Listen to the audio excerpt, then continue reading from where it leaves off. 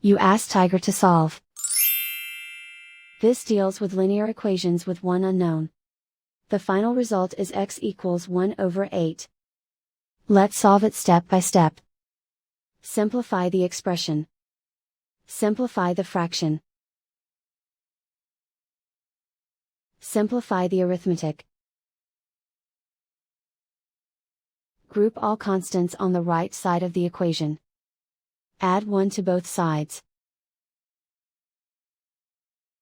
Simplify the arithmetic.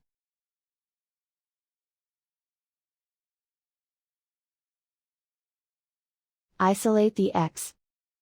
Divide both sides by 8. Simplify the fraction. And so the final result is x equals 1 over 8.